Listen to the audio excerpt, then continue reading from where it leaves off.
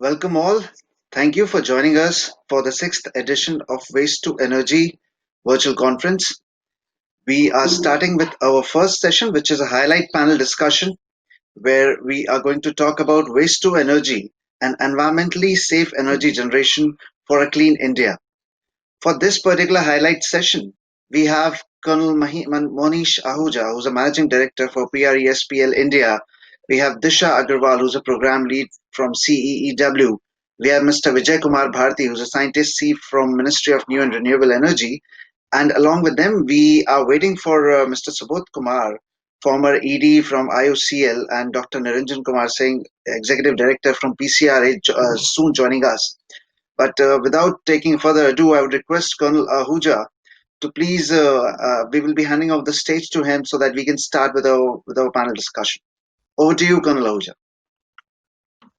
So thank you so much, Akshay, and very warm good morning to my co-panelists and also to all the viewers of this session of Gasification India, the panel discussion for waste to energy, environmentally safe energy generation for a clean India. And I think a very apt subject, the illustrious panel. We're waiting for two more panel members to join in, but with the time specificity, I think with some opening remarks, I will take it up with the panelists who are already joined this session.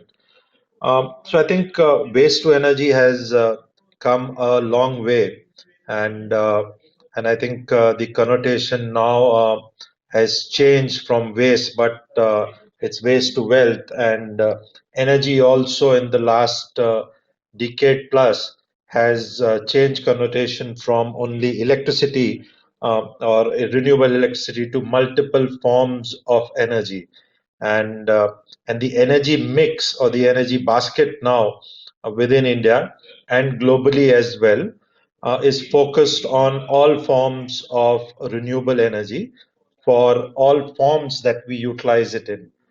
It could be electricity, it could be transportation, mobility, cooking, heating, cooling, and so on and so forth. And I think with the way the global expansion has happened, the urbanization has happened, the farming practices or the yields from farms have increased. There is a problem statement which we have of management of waste. And the initial phase in the urbanization allowed us to be myopic in our thinking. And we took the waste either to landfills and started getting these huge new mountains of waste, urban waste, or in the rural areas, not developing practices for the farming community. So we developed mechanization, but we did not work on the post harvest mechanization aspects, and then that left the farming community to having to burn their farm waste. And I think today, when the problem has got enhanced to a level where it has started affecting our day to day lives, it has started affecting the GDP, it has started affecting our health, and so to say, it has started affecting our existence on this planet, and our concerns for our present and our future generations have manifested to such a level that the problem of waste, the problem of clean energy, the problem of environment is at the top agenda globally. And then that's something which we need to take good cognizance of for each of us individuals in our sphere of influence.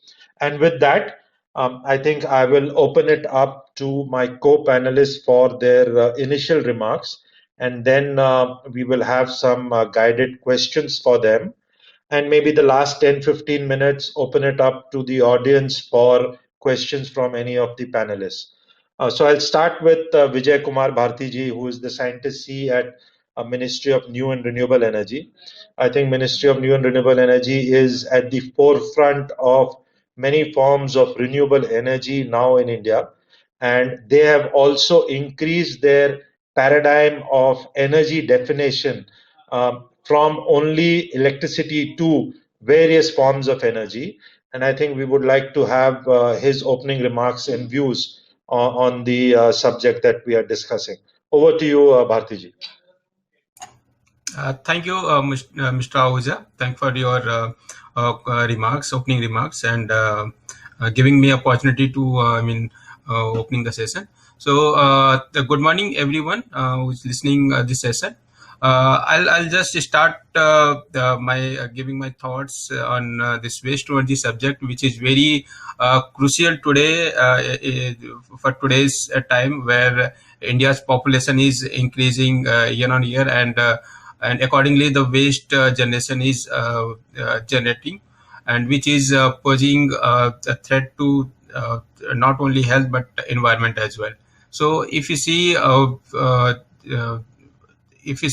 greenhouse emission generation from the waste sector, we see around 3% of greenhouse emission is coming from the waste sector, and the waste sector basically that is huge amount if you consider the waste generated through industrial sector and then MSW sector.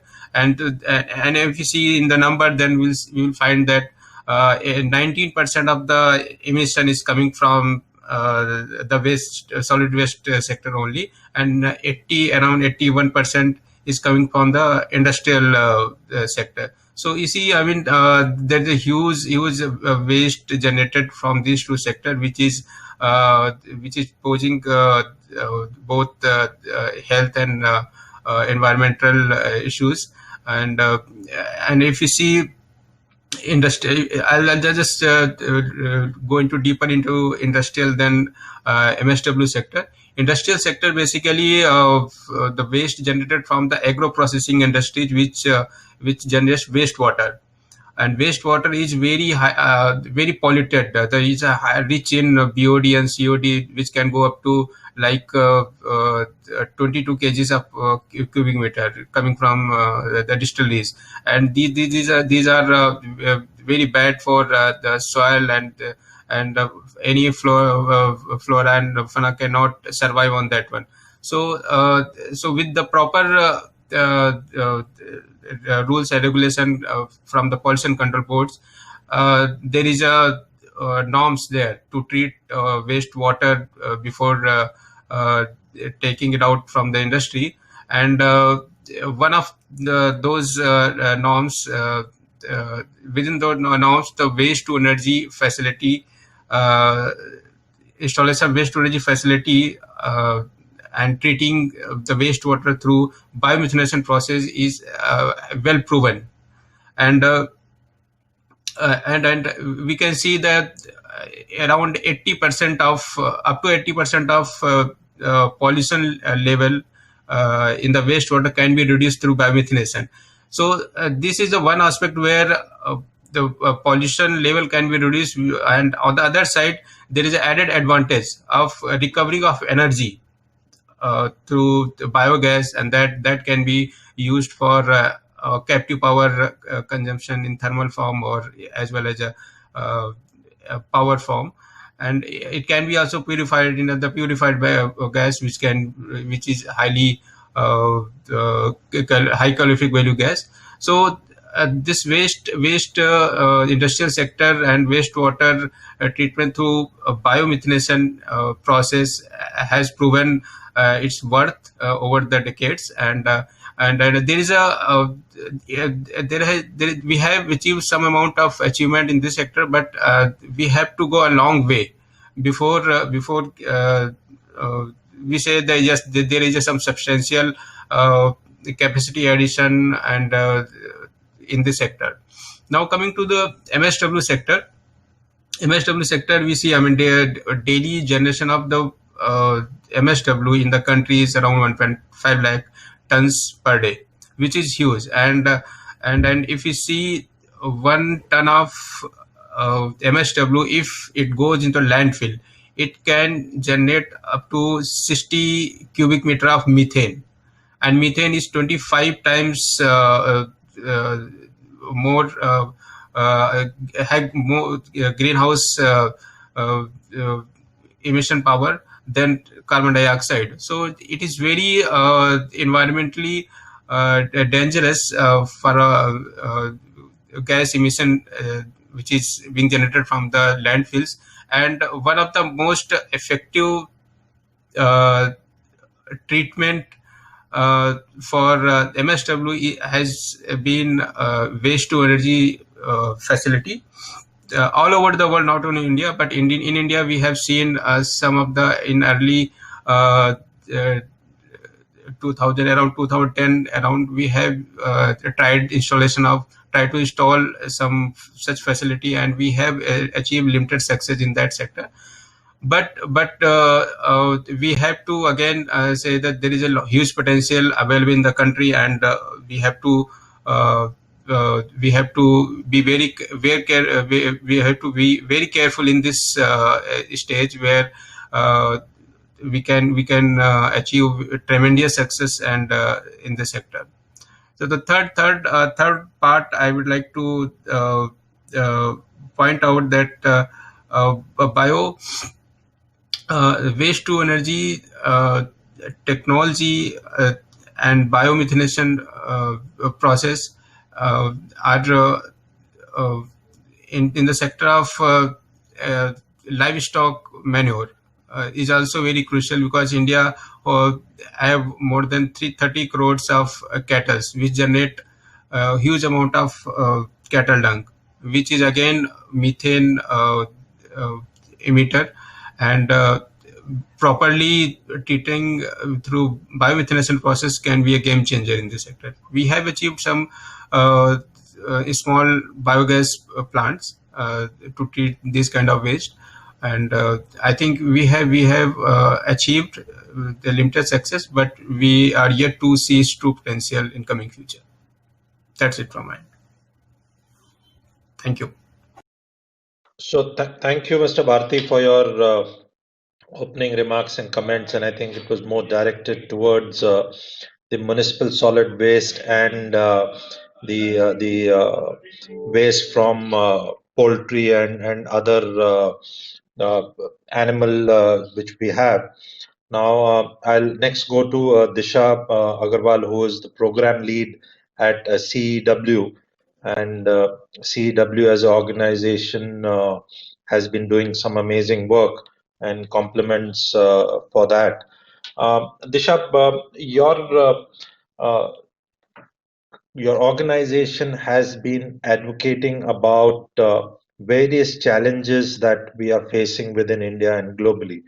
And more particularly, we would like to hear from you in terms of how your organization is facilitating a, a global think tank kind of a role that you all play to bring various stakeholders on board for the problem statements are known, but going a step forward to bringing solutions also for the problem. So over to you, Disha. Thank you, Kanal Mahuja. Thank you, Vijay. It's my privilege to be on this panel today. Thank you to the organizers for giving me this opportunity. So I'm Disha Agarwal, Program Lead at the Council on Energy, Environment and Water, which is one of Asia's leading policy research institutions. We have been there for 10 years now. And like Colonel Ahuja said, we've been looking across clean energy and sustainability issues, not just in India, but across other countries as well. Bioenergy and waste to energy sector research is a new addition in our program area.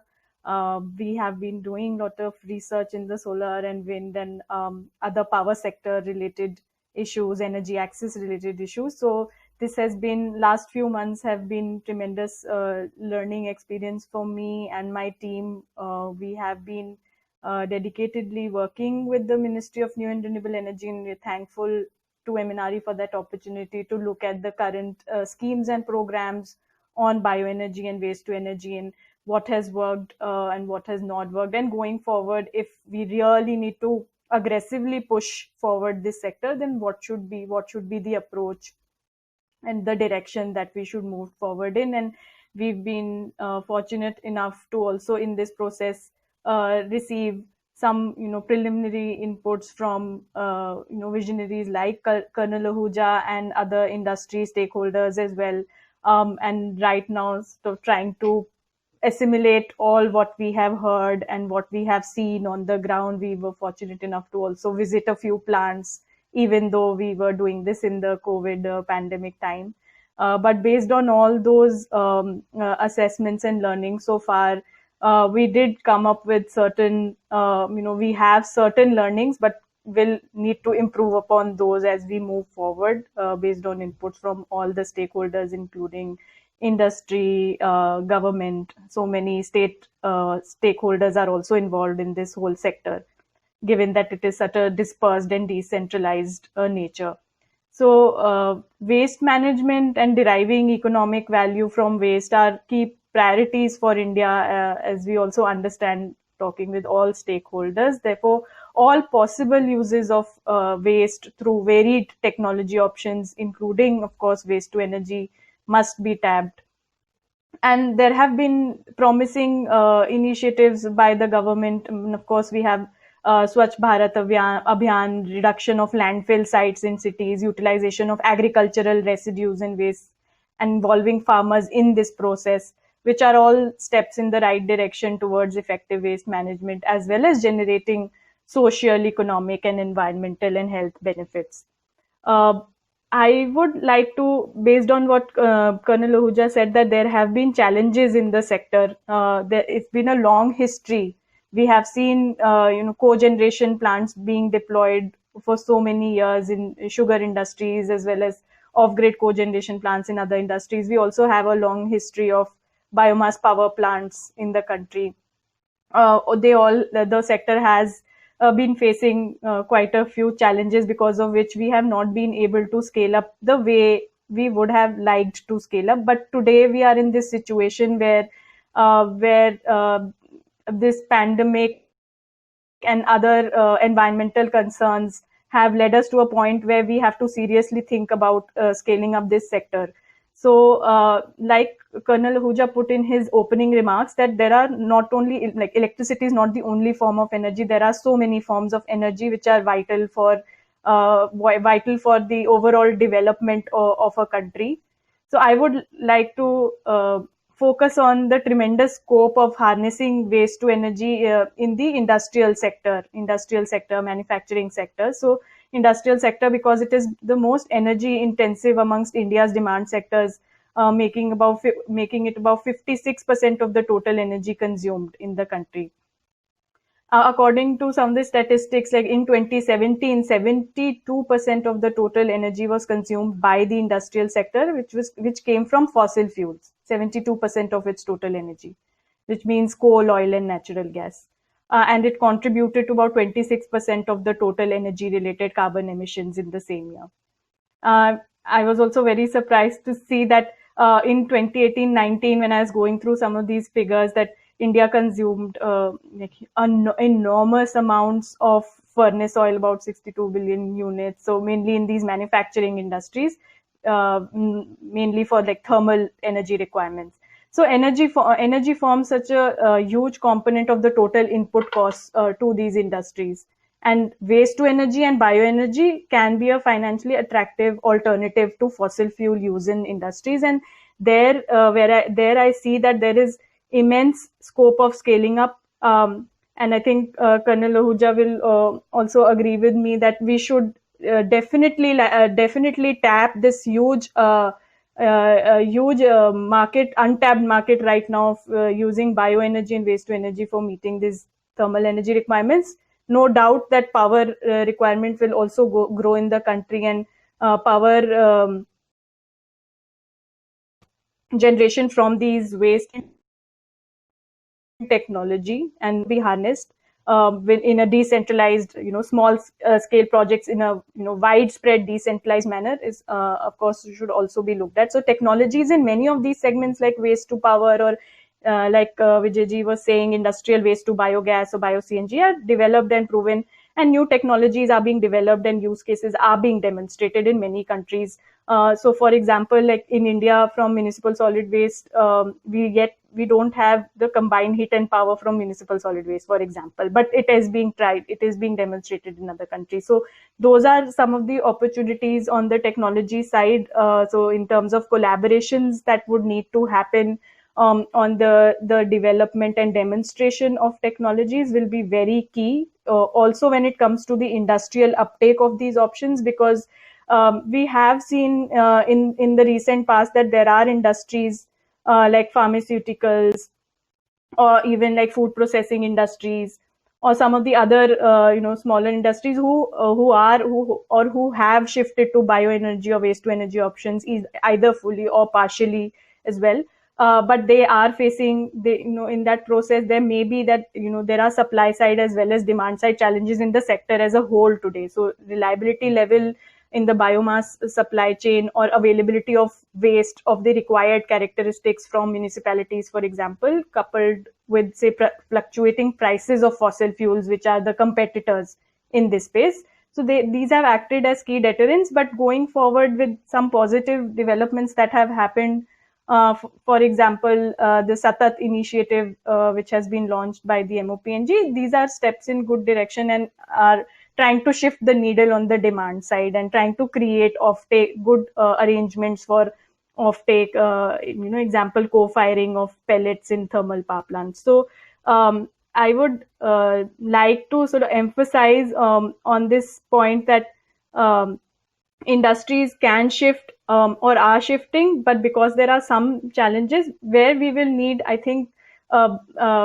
tremendous support or stepping in by the government and other allied agencies, even like lot of effort by the industry where we can promote industries to invest in these options. So I would like to draw in our experiences from promoting energy efficiency in industries. We had a successful PAT program, for example, in the country. So similar efforts, I think, at this stage now need to be taken when we want to, looking at promoting waste utilization in the industries.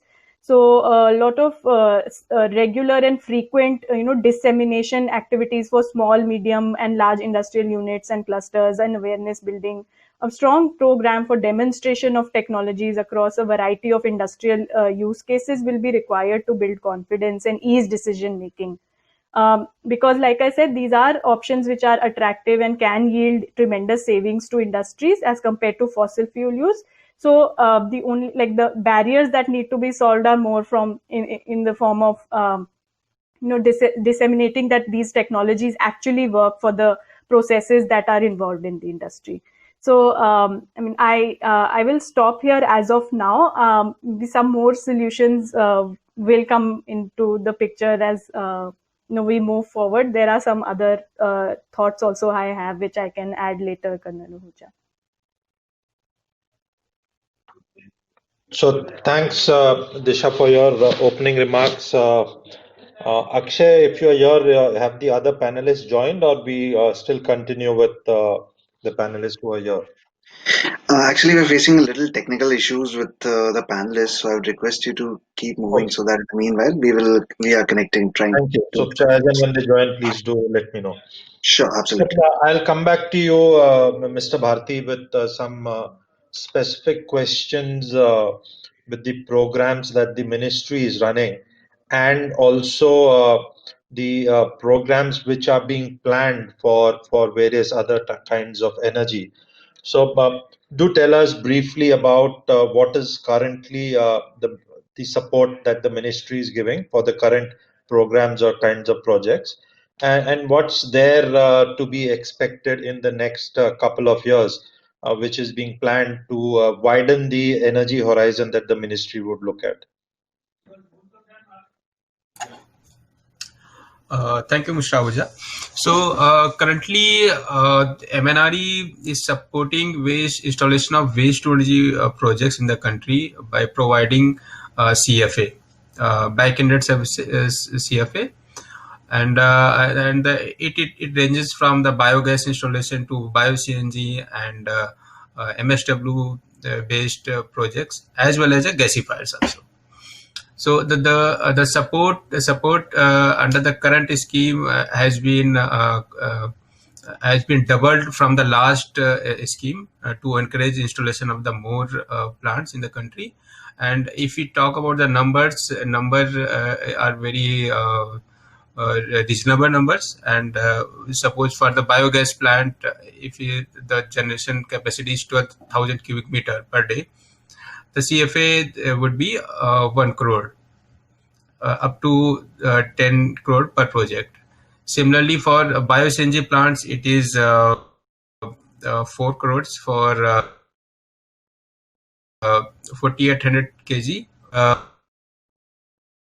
For MSW based project, it is 5 crore per megawatt up to 50 crore. These are number which has been applicable since launch of the scheme, and we have received a tremendous number of applications to seek CFA under the program.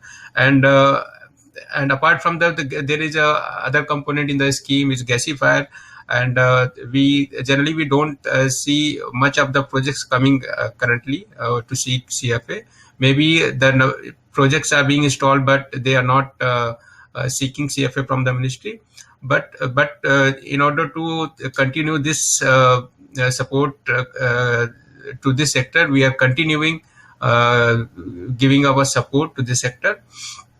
So this coming scheme is the existing is coming to end on March 21, and we see this trend has to be continued from next 5 years, and so that there should not be any discontinuity in the sector to discourage any of these sector.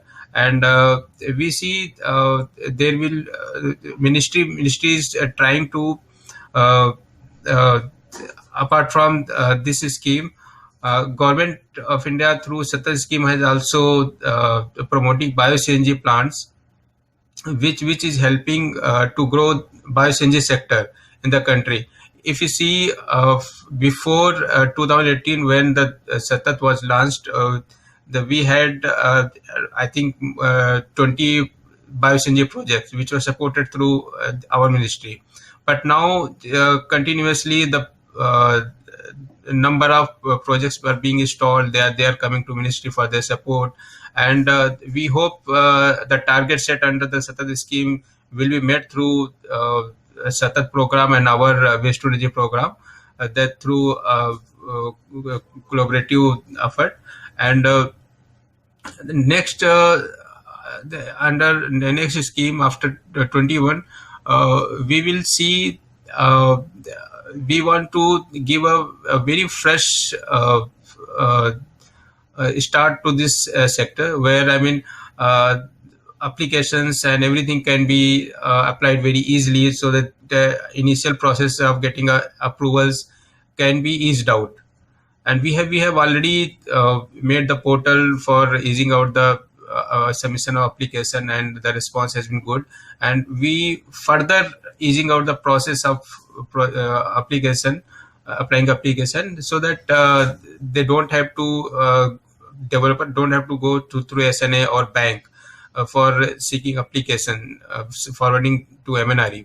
So these are steps being taken by the ministry, and we will see in the near future that this sector will go, because we see there is a tremendous potential available in the sector. And right now we are in the position where with the suitable policy and program, we can take it to the target where all the potential available in the country can be utilized at very good extent.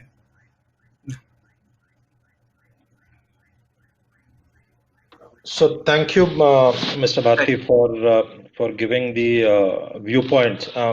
Some remarks which I have, where you mentioned that people are not coming, or projects are not coming up for CFA, and there could be two trends over there, Mr. Bharti. One, the CFA amount maybe is not commensurate to the efforts that the projects might have to take. That could be one of the reasons. The other one could be that there aren't projects which are coming up. So both in terms of the ministry driving these is detrimental to the cause of getting more of such projects off the ground. So there is maybe a requirement of some thought process or churning around this as to how to make the incentives which are there, maybe as CFA or any other structures, to be more easily reachable to the projects. One, and second is how to make it more attractive for the projects to get listed. So if you are saying that maybe the projects are coming, but the ministry is not getting that data input through the CFA mechanism, then what other way is the data going to come? So maybe some thoughts around that we could take it up later. I leave these points with you. Disha, you have mentioned about the work being done, and now in CEW also taken up bioenergy and waste to energy as one of the agendas to be looked at for now and the future. And yes, personally also we interacted, and also the CEW team and MNRE team visited our projects and things. So I do have some flavor and background of what you have done. But on a larger canvas, and in terms of a comparability between a solar, a wind, which was traditionally what CW was looking at, and now in the larger encompass of waste to energy, both urban and rural. What is the initial findings you all have? Because while with wind and solar, you are meeting the energy requirements as more sustainable electricity, but the larger paradigm of energy requirement of 85%, which is there on different forms of energy, maybe is not coming out of wind and solar. So your thoughts around that and other comments which you wanted to make, go ahead. Yes, yes. Thank you, Colonel Ahuja. So, like you very rightly said that, we looked at these different segments and sectors within the broader, say, waste to energy and bioenergy sector. We tried to look at the entire, of course, like at a very high level, what should be the policy vision, say, for the next 10 years, if we were to aggressively push deployment in this sector. The current schemes and programs, where are the gaps? The very first exercise that we did was to look at the kind of waste that is generated in the so both municipal solid waste as well as all the agri residues. And then, of course, like you said, that productivity from the same land area is increasing. So it's expected that the quantity of waste that is generated will keep increasing. As same goes for the municipal solid waste, because the population is increasing. So the quantum of waste that will be generated will be increasing. So what we tried to do is we looked at the various kinds of bioenergy or waste to energy products that are being generated today. Say biogas or bio CNG. We are generating power, of course, so from different sources, municipal solid waste, as well as agri residues. We are also producing pellets and briquettes for various uses in the industrial sector. So we tried to look at the allocation of these wastes that might go into these, generating the various bioenergy products or waste to energy products. And we tried to see, so from the current levels of deployment or uptake, which is very, very minuscule right now, to go up to a highly aggressive, pathway up till 2030. So we did come up with certain scenarios. Of course, these are still under discussion.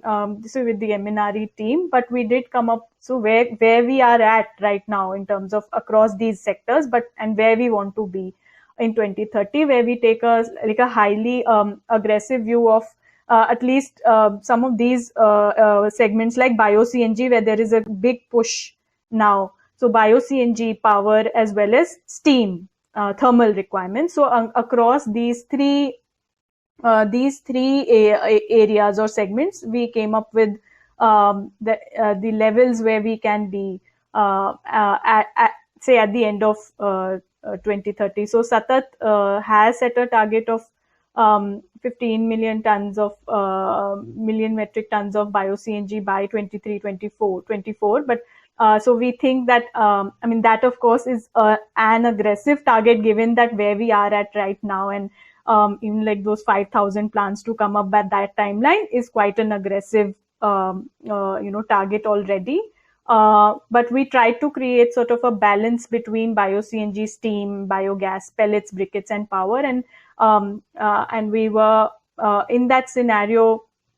We were hoping that, from the current, for example, from the current level of say 10 gigawatts of power, we would at least reach to about say 18 or 19 gigawatts by end of 2030. So given the current annual level deployment that we have right now, that we thought would be quite a jump if we are able to reach from the current levels to that level. Similarly, for the bio-CNG one, we from say if we take the Satat target, so eventually in 2030 reaching up, scaling up from that 15 million metric tons, even if we are not able to achieve it in a very aggressive timeline of 2023, 24, but we were hoping that we would be at least double that quantity in 2030. So quite aggressive growth rates, but to support that growth, we were also hoping that there would be certain, of course, there will have to be a jump in the support also that is being provided to the sector, not only from the supply side, but more from the demand side, like I mentioned in my earlier remarks. So how some of the other, say, state-run industries or some advanced procurement mechanisms or mandates can be put in place, so there is a market that opens, and industry also gets that fillip, or gets promoted to be able to set up those projects, seeing some kind of assured offtake arrangements. So that is where I said that that strong RD and like development and demonstration program will be very key. So if we are able to identify all across India certain, a representative set of clusters, industries, different industries, and we are able to actually demonstrate that these technologies and projects will be able to serve the industrial process needs that these different clusters have, then it would be a good amalgamation of the confidence that the industrial off-takers can put into it, as well as the technologies, demonstrating the technology capabilities, as well as trying out different newer business models to supply these energy services. So I'll call it energy services beyond basically electricity as well. So there we find that there could be a lot of scope for independent energy producers. Again, I would not call power producers. So even combined heat and power projects can come up in this manner. And going beyond industry, so industries for sure will be the natural key beneficiaries of such a transition. But beyond that also there will be other off-takers, institutional, commercial off-takers who will also benefit, and it can also yield additional streams of revenues or incomes for these other off-takers as well. So when it comes to, for example, say townships or industry or like communities who can process their own waste and derive some economic value out of it, so which is nothing like it, and but the only thing is that there would have to be this kind of collaboration between the central government, and within the central government there are various ministries. So MNRE, of course, is a ministry at the forefront, but then there is Ministry of Agriculture, Ministry of Petroleum and Natural Gas, and Ministry of Housing and Urban Affairs. So we did think of certain solutions, or maybe a way forward on how these departments could come together to maybe streamline a certain segment. So for example, municipal solid waste, where it's a local, very, very local subject, for each city is unique and its demographics and in its socio-economic aspect. So and municipalities are the key entities responsible for management of waste. So at the central level, we have these entities, and then we have the state governments, and then we have the municipalities. So it would be very important. So in our assessment and evaluation, we did come up with certain frameworks which can be tried and can be explored. So where maybe like a set of urban municipalities from a combination of tier 1, tier 2 and tier 3 cities are chosen, and they are provided some kind of guidance or frameworks to develop their own strategies on integrated waste management, out of which deriving energy from waste is one of the components. So based on those kinds of guiding frameworks, if it's a bottom up thing and it comes from the municipalities itself, then the chances of likelihood of it being successful or being different from what we have tried so far are higher. So, like, for example, these strategies are developed, and then there is kind of a joint sort of a committee or a group at the central level, which of course has these various departments who are responsible. And then there is some kind of, a kind of interaction that happens between the state level, the municipality submissions, and they're evaluated based on certain frameworks. And then maybe private sector developers are, or based on again a certain framework, private sector developers are chosen to set up projects, maybe on well designed performance and technology criteria. So and of course, like the financing, we also the financing and availability of finance for such projects have been a challenge so far. Also because it has been like a chicken and egg sort of a problem, where they have seen that there are so many challenges in the sector, and there have been NPAs because of which financiers have stepped back. So going forward, again, what I feel is that the demonstration program that I was talking about could be a great Kickstarter to even have financiers look at those projects and see how if how well they are performing, and then like financial institutions like IRIDA and others can play an active role in sort of providing these loans. So some of the larger industries might not even, they might have good access to finance, but some of the smaller, MSME sector, if they need loans and they need to have access to those loans. So when there is actually, confidence in these technologies and projects, then that area will also be certainly it will be eased, and maybe the financing terms can be slightly better over the years. So that in turn would help in reducing the generation costs from these projects. So those were a few additional thoughts that I had. Thank you. So thanks, Dishab. Quite a wide range that you spoke about, and you also touched about financing for the waste to energy projects, and maybe institutions like IREDA, which could support development and funding. So yes, IREDA is a financial institution under the Ministry of New and Renewable Energy, and particularly focused on various forms of energy. Um, I think what's also prudent as a country we have to see in terms of financing costs. One is availability. The second is also the cost of finance and the spread for that finance across multi-sectoral development. Um, Rightfully, companies with good balance sheets can access that finance relatively more easier than the MSME sector, and more the medium and small scale have those challenges. But there are many schemes for the medium and small scale industries, particularly from Ministry of MSME. There are various schemes of support from Ministry of New and Renewable Energy. But yes, the aspirations of larger projects of the medium and small enterprises are not fulfilled by the kind of support that these schemes give. So I think there could be some thought process of having maybe some percentage of the larger piece of the capital available specifically for the medium and small scale industrial segment, and thus allowing them also to come forward. Because compared to larger organizations, I think the medium and small scale industries are more agile and are able to kind of get their projects off the ground faster, more focused on smaller projects. They are the ones who would kind of do the decentralized projects in 1 and 2 numbers for more numbers to come up, vis-a-vis large corporates who would look at larger projects for their time and monies to be put.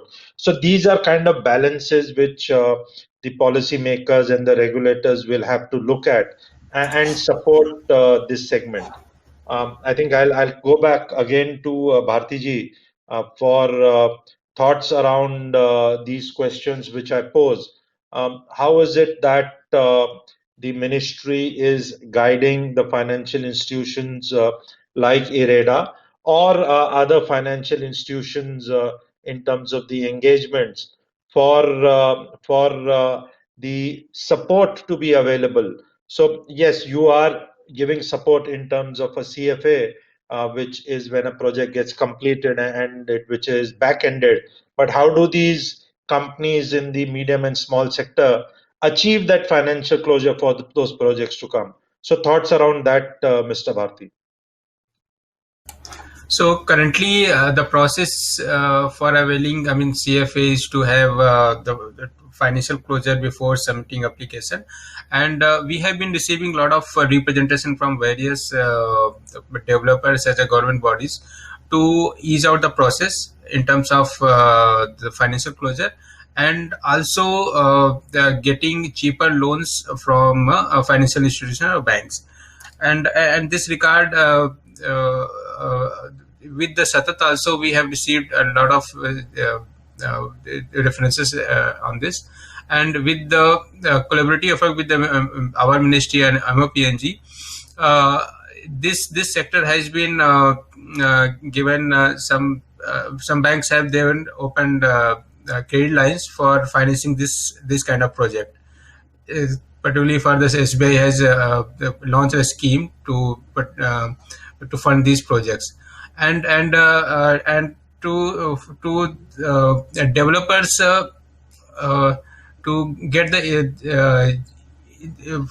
CFA upfront. CFA for some developers is not.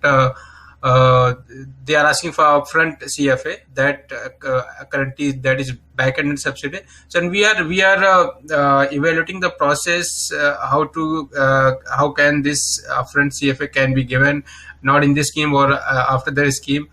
For some projects of our, it should be given for blanket support should be given for our projects. That is being evaluated, and but we will see that for some kind of project there may be phase-wise disbursement for the projects, where for a smaller the smaller companies, they can get some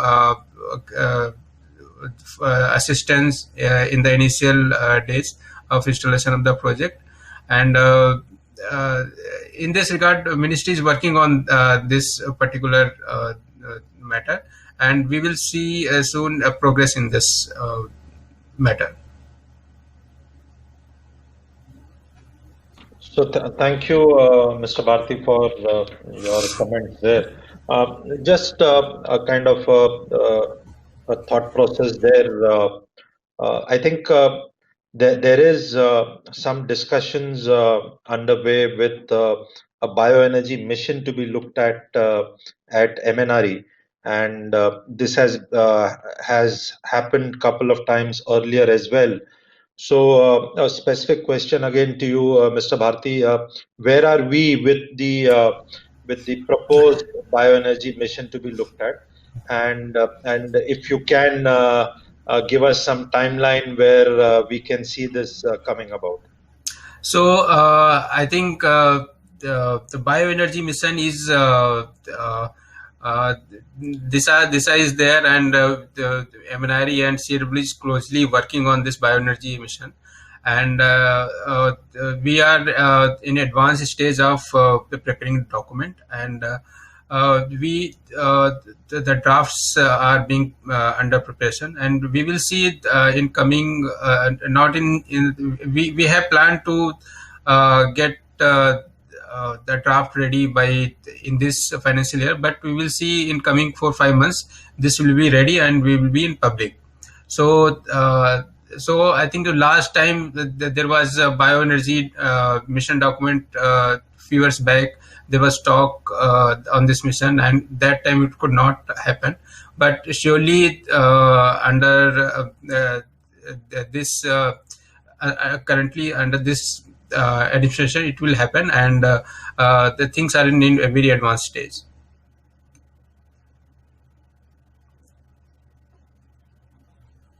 So thank you for answering that difficult question to put you on the spot with the timeline. But thanks for taking it up, and we would definitely hope and expect for the bioenergy mission from MNRE and Government of India.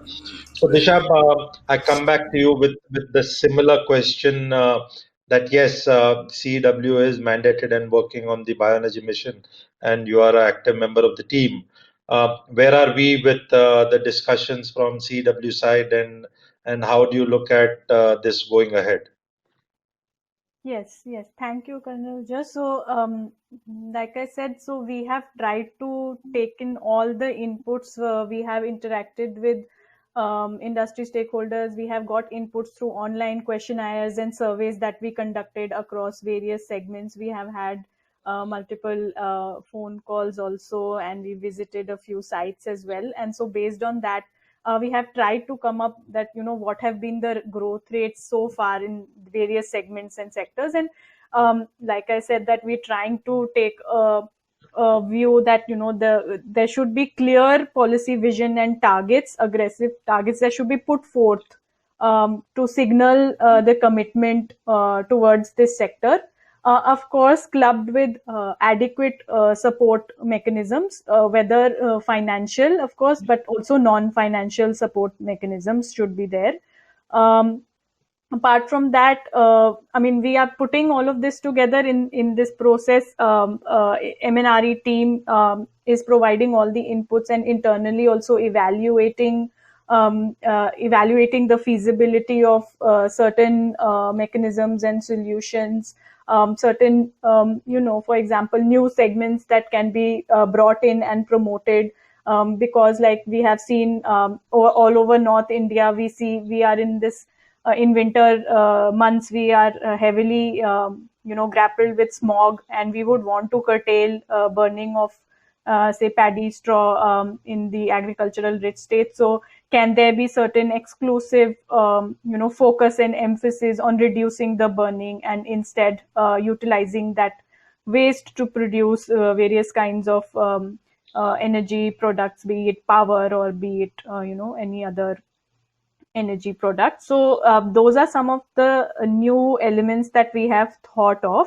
And I think the process is that MNRE team will evaluate it. Internal discussions will happen at MNRE's end, and they would also like to discuss the new frameworks, or even like carrying forward the good points from the earlier schemes and programs as well.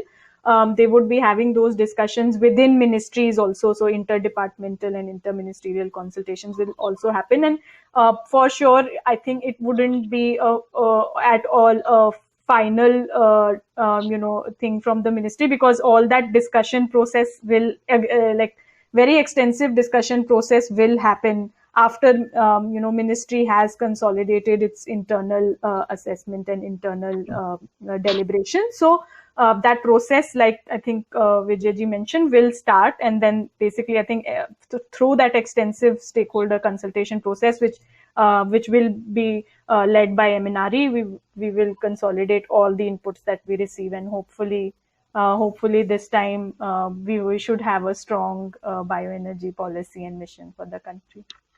So thanks again, Dishab. I think good amount of work is being done, and there are now I think the new bioenergy mission document is being looked at in a more holistic and a more wider range of energy utilization, and I think we are all expectant and hopeful of something coming out of this work which is being done. Vijayji, I come back to you in terms of the DRE projects, and this is something which has huge scope and applicability for the rural parts of the country. And the decentralized renewable energy, the Kusum scheme is something which the ministry has is one of the main foremost schemes with focus from the highest levels in Government of India. Besides Kusum, what else?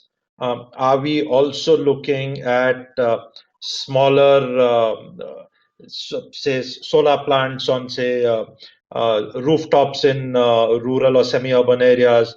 Are we also looking to support small biogas plants, or are we looking to increase the support here by providing certain ways and means of access to capital for these? Because I think I'm not saying give subsidies as CFA, but if we can kind of increase the paradigm of access to capital for these projects, maybe through the MFI channels, maybe through the NBFCs, then there could be more scope of development. So the ministry, yes, guides IREDA as one of its foremost financial institutions.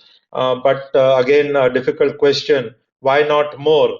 Why are you being restrictive only to a IREDA, but do not open up the base for other financial institutions to be able to access that capital for this DRE segment? So your thoughts around that, please. So DRE sector has been before this solar sector. I mean, through biogas, small biogas plant in rural areas, and those biogas plant has been around in the more than 40 years, and it has achieved considerable success. And now, if currently we talk about the increasing footprint of the DRE in particular rural areas, we say that a lot of programs are currently underway, and which are supporting decentralized renewable energy, and if we focus on special focus on bioenergy, because bioenergy truly are in the decentralized renewable energy. There are a lot of smaller biogas plant in rural area. Various schemes are there to support these plants, and by now we can see there are smaller gasifier which are being taken up by smaller industries like bakeries, which are taking up these projects. So these projects have been there, and now the government will keep supporting through one of other ways to keep this industry go, this decentralized sector grow. And if we talk about solar sector, yes, solar sector, rooftop solar sector is there, and it will be supported through proper policy guidelines there. And on question on IREDA, why IREDA only? Because IREDA we have it is under ministry's control, and we can formulate a scheme with IREDA to support such projects. But of course, if there is required, then it will be done through other scheme, like it was done for bio-CNG projects, opening credit line for funding bio-CNG projects. So decentralized renewable energy is particularly a key point for the bioenergy, and it will be a main focus in upcoming bioenergy mission document, as well as waste energy program. Sure. Thanks again, Bhartiji. I think my question was more related to kind of making the access to finance more available to the DRE segment, the rural segment, or the industry. And I think that's where Ministry of Finance and other ministries, MNRE, could come up with some structures where through the state nodal agencies, SNAs as they are called, there can be more kind of funding available for these projects. So there was a rural electrification program project with about 90% capital subsidy or capital available through the SNAs. But I have myself studied that, and most of those funds over 5, 6, 7 years got lapsed. So maybe somewhere more propagation of the schemes, of how with least amount of paperwork such capital could be available, and how the ministry or agencies involved with the ministries can monitor this for the development to happen. I think these are some thoughts around which we could work around. So Disha, I come back to you now again, and more specifically in terms of any thoughts around hybrids, and any thoughts around the waste segments for hybrids to be done. So when I say hybrid, it could be biogas, say with a Gaushala, and there's a special scheme for that. But a hybrid there with, say, a solar or a Kusum scheme getting integrated, and how these hybrids could find both forms of CFA support. So that more and more decentralized renewable energy or clean energy access is available in a decentralized form. So your thoughts around that, please. Yes, thank you, Kanuja. So we did think about some kind of say when we were thinking about power tariffs and power tariffs being high for some of these most of these bioenergy and waste to energy projects, and therefore finding resistance by discoms to buying this power. So we did think of some kind of like this bundling mechanism to make it more attractive for discoms to offtake. So clubbing bioenergy projects with solar energy, for example. And we did also, did some kind of analysis to see what that bundling might look like and what could be some of those landed tariffs which discoms which would make discoms more amenable to buying this power. The other thought that we had in mind was in terms of this non-solar RPO targets that all discoms have to comply with, under which bioenergy and waste to energy also fall. Could we think of giving a higher value or a weightage to these plants when it comes to compliance of non-solar RPO targets? So maybe the value of procuring power from these plants is twice or thrice the value of procuring power from any other non-solar project or resource, which will go towards accounting of the non-solar RPO targets.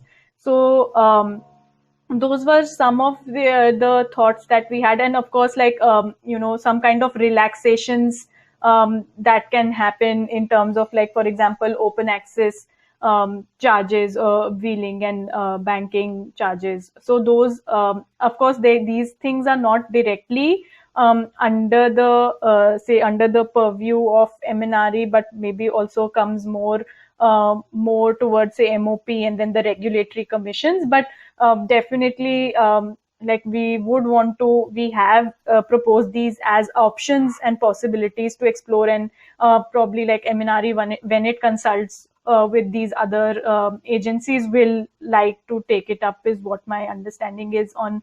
And on your question on hybrid, so we right now, I mean, of course, like till now we have looked at the kind of support mechanisms that are available for pure bioenergy or waste to energy projects. We haven't right now not gone to that level where we look at, say, multi-fuel, even like within the bioenergy or waste to energy segment, but also then, getting in some of these other renewable energy resources clubbed with the traditional bioenergy or waste to energy plants. But definitely, I think that is a very good suggestion you have, and we'll try and go back and see how in the support mechanisms itself these kinds of models can be promoted, where there could be like wholesome kind of a solution to the end user needs when it comes to like electricity, thermal needs, mobility needs. So if these various resources can come together to fulfill those needs. So of course, like we have had some other in some other engagement, we are looking at, for example, these urban microgrids. So where we are trying to see what are the business models around the world which have promoted some of these urban microgrids. So in that context, can we also bring in bioenergy or like this municipal solid waste to energy, so that there could be these kinds of solutions that can be promoted, which definitely we will draw some learnings from there, and we will definitely like to include that in the suggestions. So thanks, Disha.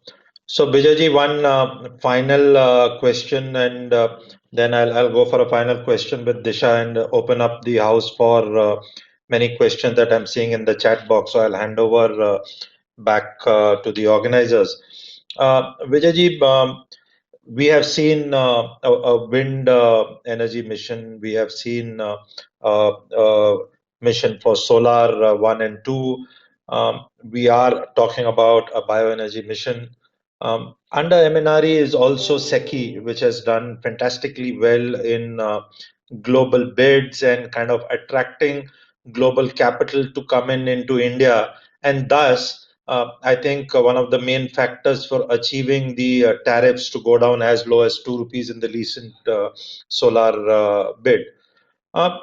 Why it's kind of a difficult proposition to understand why a similar thing has not been done in the bioenergy segment. Allow the global capital to come in, allow the global technologies to come in. What's the kind of thought process for not having done this? The ministry through SECI can open up these large tenders, say for 1,000 megawatt for biomass, or 1,000 megawatt for municipal solid waste, and do these tenders to find those prices. So our targets are large, 10 gigawatt, 20 gigawatt. Why are we not starting with a bang of a 1 gigawatt of a tender and allow the global capital to come in? So your thoughts around that, please. So my apologies, some difficult questions for you to answer on behalf of the ministry. No, that's easy one. I informed to this platform that a scheme was already under formulation. That was a hybrid scheme with biomass and solar, and it was under process. But because of this financial year, Ministry of Finance issued a notification that no scheme will get approval in this financial year. And that scheme, even though that scheme was forwarded for approval, but the Ministry of Finance kept on hold that it cannot be done in this financial year. And under that scheme, the SECI was roped in to give a tender for calling bids for similar to solar projects. And it will be done once this financial year is over, because things, documents and everything is already prepared. It is just that because of some constraint, it could not be done this financial year. So it will be done in next financial year. So thank you. So I think there is good thought about the bioenergy segment and global bidding for maybe hybrids or individual biomass IPPs or plants with municipal solid waste to be looked at. And if SECI is going to come with such kind of tenders, we would also see then the costs coming down of maybe the individual projects that we see. So thank you so much, Vijayji. Disha, last one for you. So in CEW, you all also have an organization now which is focused around the finance, so Center for Finance in CEW. So if you could tell the audience something about that, and how is it that you all are working around bringing or mobilizing global capital towards India with the work being done there. Right, sure. So CW Center for Energy Finance is a center that got established in 2019. So it's just completed 1 year of its existence. There, the objective is that the center provides real, evidence in front of all the stakeholders, including investors and financiers, for them to make sound decisions. The center has been focusing on clean energy through the clean energy spectrum, solar, wind. Now, more recently, also looking at energy storage and electric mobility. So, very recently, for example, there was an analysis published on what would be the investment requirements of India if it were to pursue the targets as have been put forward by Niti Aayog. So what would be the investment requirements?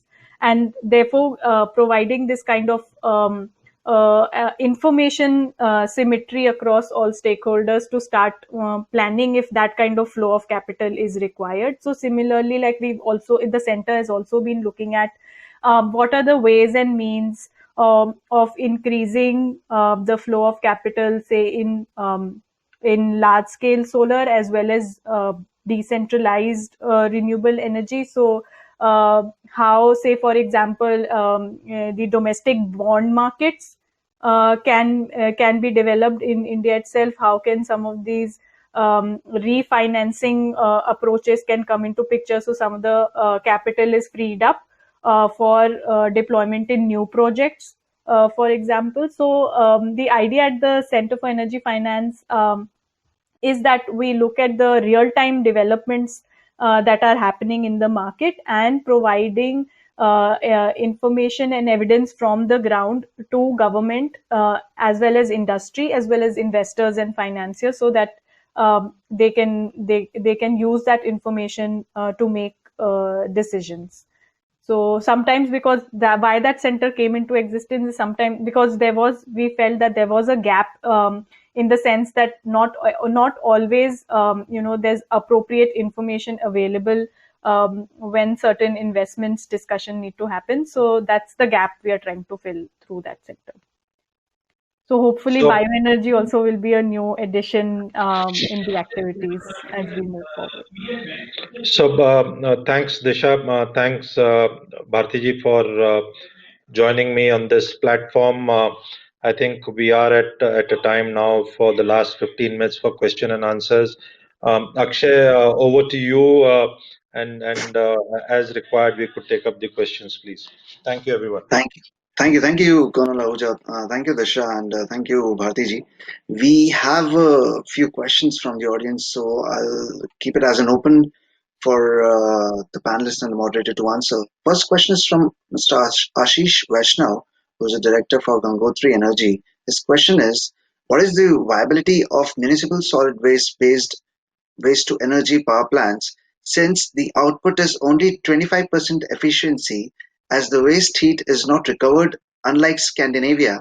Also, by having high PPA of over 7 rupees, we are perennially paying a cost of the waste. Also, the capex is 4 to 5 times higher compared equivalent biomass-based cogeneration plants. I keep it open for the panelists or the moderator to answer. Bhartiji, request you to please take that, and maybe some additional comments I would. Right. So for MSW based power projects, viability has been the issue, because the nature of MSW is very random. I mean, it changes from place to place, and seasonal variation is there. And keeping the current practice of it is highly unsegregated. So the capital cost comes because they have to install processing unit to segregate biodegradable and degradable or combustible part separately, inert part separately. But with the incineration based MSW based power with the size of let's say 4-5 megawatt, the viability can be achieved. And yes, PPAs are signed at higher rate, but they are must-run projects. So they have to, the DISCOMs has to buy the power from these projects. So as of now, there are a lot of projects under process, and viability, if we talk about in terms of IRR, it is coming to around 15%. So for these projects, I think bioenergy projects are a quite good number. So for a smaller project, there is issue, but for the size above 4 and 5 megawatt, it has been handled. So thanks, So Bharti ji. can I add one Yes, point? go ahead, please, Disha. So what I would like to add is, when we talk about the feasibility of MSW to power projects, we should also evaluate it against other options that are available for waste management. So it should be looked at from the lens of waste management per se, and waste management being a critical priority for any city or any state or for the country as a whole. And waste to energy is basically one of those routes or options we have. There may be other options as well, which may be more cost effective or economical. So whatever is in the best interest of the particular city, given the kind of waste it is generating. So I think it should be evaluated from that lens, and not particularly just like looking at it from a point of view of like a project that is converting municipal solid waste to electricity. So I think, yeah, Disha, thanks for that perspective. And I think I was also coming to that and leading to that waste to energy is one of the ways of getting a product out, and there could be many more value-added products out of that waste resource or waste stream. Like for example, on the biomass side, it could go into CBG, it could go into electricity, it could go into particle board making. It has a value as fodder, and so on and so forth. So depending on what's the best solution available for a geographical region, I think the market linkage will propagate that to move ahead in the most cost effective manner. But yes, waste to electricity is expensive. And if we have to tackle the issue of waste management, this is one of the ways where large corporates are being kind of coaxed into putting money and getting this issue to be resolved.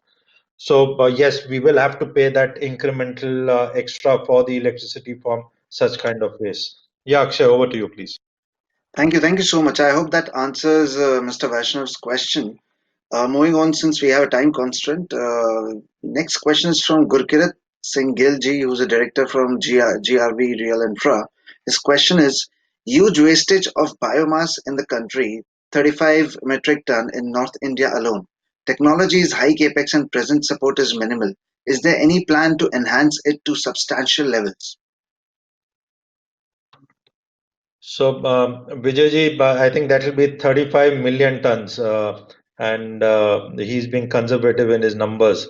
Vijayji, being the nodal ministry for utilizing this agricultural residue and the problem statement, we have seen many things being tried out, being kind of propagated. Last 4 5 years, we have seen NTPC and coming forward, where support to co-fire and co-burn. Currently, also NTPC tenders are live, and but having said all that, at least I have spent a decade in trying to look at this problem statement and solutions for it, and we are not even a drop in the ocean.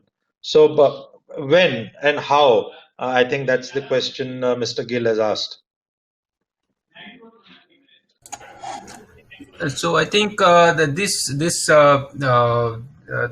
utilization of biomass available in the North India is being handled through various programs. One of the ambitious program is Satat, where the recovery of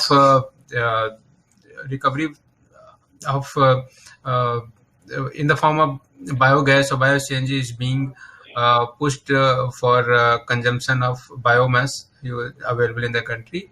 And in the upcoming scheme, you will see another support for uh, power generation plant also, where this paddy straw or to power projects can be supported uh, with respect to high capex available, high capex for this plant.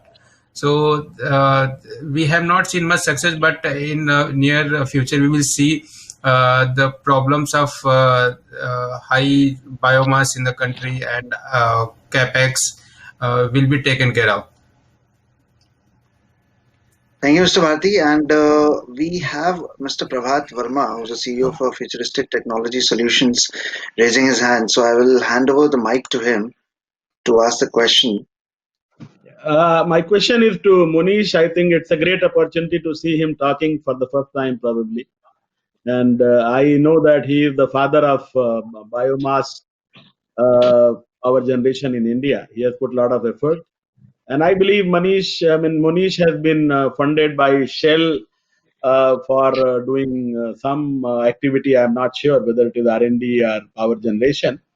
But my only question is that every time, every winter, we talk about stubble burning, we talk about smog, and since it is all hitting hard to people who are living in Delhi, every winter we discuss, and by the time we reach March and April, we forget happily, right? And we are badly affected. For Monish, living in Mumbai may not be an issue, but for people who are living in northern part of India, I think it's a big issue. And I have been seeing it while my days in Ludhiana. I mean, it goes back 15, 20 years. This is ongoing. So my question is, and then there are a lot of myths, a lot of discussion that straw is high chlorine, high silica, so it cannot be burnt, and all those. There are limited companies which talks about technology also. So my question is government taking any step, or any NGO or any funding company to put the projects on ground? Can we see the reality that something is happening? Or it is only we are talking in the seminars, and after that we forget? So this is my very generic question. I've not seen, as Manish said, it talks. I don't want to take the name of those companies and power generators. And then there are technology. We have IITs. We have so many research institutes in India. Why we look outside? Why don't we do all those R&D here and burn those stubble in India itself? So what is the stumbling block where the ball has stopped and nothing is happening? So just thought sharing, and I would like to hear comment from all of you on this. Thank you so much. So thanks, Prabhat Vermaji. Good to see you here, and thanks for the question. Since it's directed to me, I'll stick my neck out and make some comments. One, nobody is interested. Whoever might say these conversations of interest are only from September till November, and then everybody forgets because something more important comes up. Two, the solutions are available within India itself, time tested, implemented on ground to scale. However, for those solutions, there is a cost to be paid, and the channels who have to pay this cost are not allowed to take these higher costs of energy. It could be in any of the forms to come about. Thirdly, and this is something which is really shocking. What has happened recently? One of the regulatory commissions has reduced the tariff of paddy straw based power plants, which have been given out in a reverse bidding process and allotted at that reverse bidding by government themselves, from 7 rupees 52 paisa to 4 rupees 50 paisa. And the company has put in more than 150 crores, and the project is standing on the ground, but they will not be able to inject that power. So So the understanding of the sector, and I'll use a phrase, maybe बंदर के हाथ में उसरा दोगे तो काटेगा ही कहीं ना कहीं. It's something like that. The people who have been empowered to take the decisions, sorry to say, do not know from front from backside. They do not have a holistic view, and they do not take decisions. They look back to the political masters to check, can we do this or not? And post their retirement, they come to forums like this and do advocacy about all the good things in life. And No, but that's, Manish, that's why we are in this situation of knowing the problems, having the solutions, but still 15 years, as you say, nothing happening on the ground. And that's a problem. We only make good policies, but we do not know how to implement those policies on the ground. And no, hence, Manish, the problem. this problem, again, I'm sticking my neck out. 2 decades more, 20 years more will not go away. So we will have generations wiped out with this problem continuing, because there is no solution we are giving. And it's not only North India, Prabhat, the state in terms of data where the second number of highest farm burnings in India, the first is Punjab, the second is Madhya Pradesh. And the newer state where this is getting affected in a big way with farm mechanization is Chhattisgarh, Orissa. So we are not even talking about those states. So I think we are at a point where the decision makers come for 2 years on a chair. The first 6-12 months they try to understand, and the next 6-12 months they are looking at their way out for their next job, and hence the problem is not getting solved.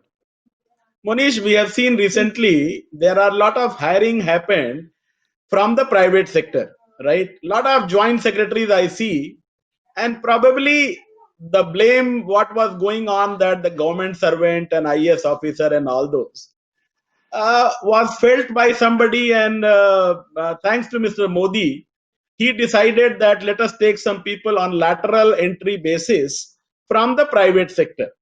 I have come across a few of the profiles, and I heard them also in some of the forum.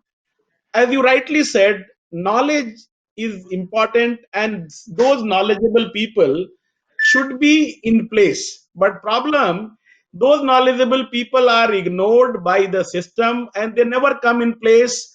Person like you is sitting who has a dearth of knowledge, and I have been seeing you on various forum, a man of single army trying to do so many things between Mumbai and Punjab and all those. But somehow I see that there is something again missing. The real capable people should be given the responsibility. I have seen a lot of people have been hired recently from the foreign degrees, Purdue and Wharton and all those. But Indians know the Indian issues, and we have lot of talented and capable people, whether it is a joint secretary or a private sector or government sector, they should be utilized. Otherwise, we are good in talking, which is going on. So even the hiring process and all, Akshay, just 1 minute. I know you are getting impatient. Some drastic change is important. And person like Manish Ahuja, I mean, should be given the full responsibility depending on him and spending on him. Why not government of India? So this is my thought sharing. If Manish or anybody wants to say something. Thank you, Mr. Verma. Due to we can have a conversation offline. There are more questions, so Akshay, over to you. Yeah, thank you, Mr. Verma, for joining us on stage.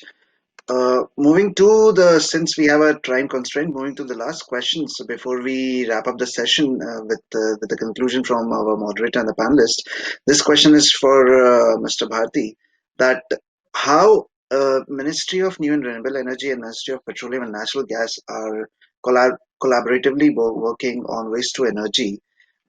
If you have any updates or if you would like to share any feeds from your side. And after that, we will have a concluding thoughts from our moderator and our panelist. You're on mute, Mr. Bharti. MNRE and the MOPNG are working closely. to implement bio-CNG projects in the country, and for various just for particular one instant I'll just share with you. The ministry has to finance a number of projects, bio-CNG projects. The ministry has come up with a solution to set up a technical constituted technical team consisting of various institutes, technical institute all over the country. So from there, they can can get technical evaluation done by these institutions, so that they can get confidence of financing those projects. And this actually was done together with the ministry, our ministry, and our PNG. So because bio-CNG is a common subject, and we are working closely to implement these projects. We provide the CFA, back-ended CFA, and on the other side, Satat provides offtake guarantee. And there is various requests also to provide upfront support. The phase-wide disbursement, we are also looking on that. So this is away from that. And what are your closing thoughts on waste to energy as an environmentally safe energy generation for a clean India, for future India? Right. So the waste to energy is very crucial at this stage, and where we have to look at the 10-year to 20-year horizon to achieve considerable amount of success in the sector. And the MSW, industrial scale, livestock, there are huge possibility available, and being a suitable solution for disposal of waste available in the country, this needs to be pushed up, and the right decision has to be taken so that that can be favorable for the sector. That's really wonderful, and I'll pass it on to Disha. What are your final thoughts? Yeah, thank you, Akshay. So my final thoughts: we have been facing a lot of challenges in this sector, but going forward, I think it will be an important sector when it comes to India's energy mix, and definitely we should just broaden and think newer segments and new market support mechanisms, including financial, but more than that, non-financial, institutional coordination, and basically commitment and vision to think big. Thank you. Thank you, Disha. Moving on to Colonel Ahuja, I would request you to close the session with your thoughts. Thank you. So somebody did mention about Shell supporting Prespel. Well, Prespel got supported first in 2013 by Responsibility. It's a global impact private equity fund, and Prespel was one of the first investment they did in India. And Prespel was at a nascent stage of only second year in its existence. So the message is, I think, kind of echoing back that foreign capital is more risk oriented and willing to do things in different geographies around the world than maybe own Indian capital for these kind of businesses. We had a follow-on with NEEP fund, and fortunately NEEP fund is a government-to-government fund. So it is funded 65% by government of UK and 35% by government of India through State Bank of India and SIDBI. And the fund is managed by State Bank of India. So we had a Series B round of funding by NEEP fund. And again, the majority is foreign capital, but yes, 35% of that is Indian capital as well. So there is an Indian flavor. And the follow-on to a Series B was by Shell Global. And again, I think that is foreign capital. So predominantly, if you see Prespel as a company, Indian origin, managed by most of us are ex-defense services officers. We wear our flag on our hearts, but I think the capital that we utilize to mitigate the problem of agriculture waste or other waste that we handle is all, most of it is foreign capital. So I think a pertinent question to think about is why we are not able to galvanize capital within the country towards the work that we do in India. And maybe the answer there is one, scarcity of capital, scarcity of risk capital. That could be one of the points. And I think that's where government agencies will need to step in to make these kind of risk capitals available. And going ahead, I think we are poised in the work that we do for tremendous amount of growth around the sector, because yes, the bioenergy sector has become the new flavor after wind and solar, and I think this will see the next 10 to 15 years of vertical growth in the bioenergy sector. So I think I wish everybody well for joining this session. I see about 50 odd members here, so that's a sizable strength. Thank you so much, and thanks so much for the deliberations. Over to you, Akshay. Thank you, Colonel Ahuja. We have one last question. If we can take this before we wrap up the session, it's Mainak Ray, who's an assistant manager R&D. I will hand over the mic to him and would request him to keep it very short, because after this we will have a networking session where the rest of the questions can be discussed. Over to you, Mainak. Yes, hello, am I audible? Yes, you are. Please go ahead. I do not have a specific technical question. We have gone through the all technical aspects and the technologies. There is the feasibility and viability is available. The basic question is like I do agree with Mr. Prabhat Sharma. Mr. Prabhat, yes. The worry it is we are also from the Bathinda. We faced this issue, and why not government? There is two, three things. My humble submission is that please convey the message to the appropriate authority to get a complete structure. If you are thinking for the gasification, it is only the part of the energy sector. People are right now in India, in Europe, they moved into biofuel and biofuel. What is your question? Because we are literally running out of time. So what is your question? To make a sustainable policy immediately. So India is moving forwarding to the 2030 for the CO2 emission. So this will be the implemented immediately. Sure. Thank you. Thank you for sharing your thoughts. We have MNRE and we have CEW and we have Colonel Ahuja with us. Definitely it'll be taken forward with their support and with MEF. Thank you so much for joining us on stage. Moving on, I would really like to thank our esteemed moderator, Colonel Ahuja, and our panelist, Disha Agrawal and Mr. Vijay Kumar Bharti ji. Thank you so much for joining us, for making it very informative and a very knowledgeable session for all the attendees who have joined us. And we look forward for your wonderful presence in our future events as well. Thank you so much for joining us. Thank you, everybody. Thank you, Colonel Ahuja. It was good.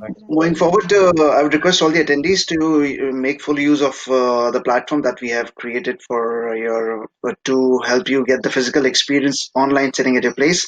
Please visit our lounge area. Please visit our arenas where we have technology and solution providers who are literally looking forward to connect with you to offer you the best possible services and solutions, especially for our Indian market, where we are looking forward for waste to energy as a big leap in the future. Thank you so much. Actually, can I just share something? Sure.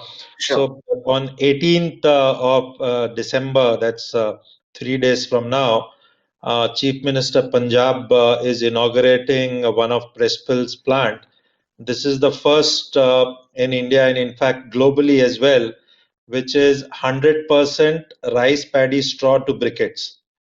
And the plant is already operating. We have reached 50% capacity already. So we are producing 50 tons per day. Some technical glitches which we are sorting out. And I think we will be at the 100 tons per day mark very soon. So of a scale and size, we have demonstrated by making the investment, and the project is already running. And so if we have many more hundreds and thousands of such plants across North India, so Punjab, Haryana, Rajasthan, and UP. So our second plant in Rajasthan is also ready, next month that will also go into commercial production. So the solution is there. Unfortunately, the demand for this briquette is not there still. So Prespel is inherently utilizing it on its own, but if somebody has to put up such a project, where do we go and sell such a briquette?